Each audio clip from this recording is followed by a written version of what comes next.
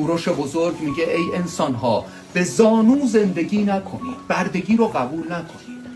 به دیدار یار می آیم، از 7 خوان گذشته و سیمرغوار می آیم. و اگر کشتند مرا در این مسیر، در محضر عشق سر به دار می آیم. 1200 کیلومتر میخوام پیاده برم از همینجا، به راه کوروش بزرگ میخوام برم، به انسانیت. اگه میخوای به راه انسانیت بری، باید خودتو آماده کنی، باید تلاش کنی، زحمت بکشی، باید خودتو پاکسازی کنی تا در حضور انسانیت، در محضر انسانیت حضور پیدا کنی.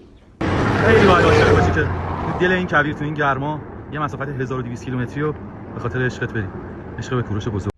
سلام دوستان عزیز، یه سری ویدیو داره وایرال میشه از استاد شهرام گودرزی، یک مجسمه ساز تحلیلی کارش، یعنی که اگه این مجسمه میسازه توش قابل تحلیل اون المان ها، اون در واقع نمادهایی که به کار میبره دارای حرف توش.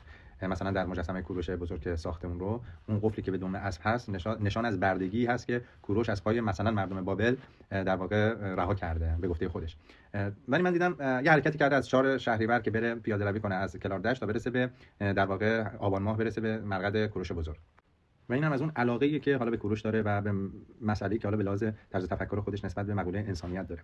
اما اینو می‌خواستم بگم، یه سری‌ها رو دیدم حالا اومدن از تعابیر استفاده می‌کنن، مقایسه‌های استفاده می‌کنن که من فکر می‌کنم حرکت این بنده خدا رو تحت شعاع قرار بده. مثلا مقایسه پیاده روی ایشون با مقایسه راهپیمایی اربعین، یا مثلا چه میدونم خیلیایی که حس میکنن یه موقع در آینده قرار دیده بشه، امکان داره مثلا شخص مورد نظر خودشون رو که بوتشون هست رو مثلا زیر سایه قرار بده. این آدمی اصلا بیریای با یه پیرن و یه شلوار معمولی راه افتاده 1200 کیلومتر پیاده روی کنه واسه خودش، نه فراخوانی داده نه چیزی. خواهش اصلا اینو نه تو رسانه‌ها بکشونیدش، نه خرابش نکنید، نه یه حرفایی بزنید که باعث بشه اینو بیان بنده خدا بگیرن، نذارن راهشو بره، نذارن به خواستش برسه. چه میدونم اربعین و نمیدونم این چیزا اصلا مقایسه نکنید.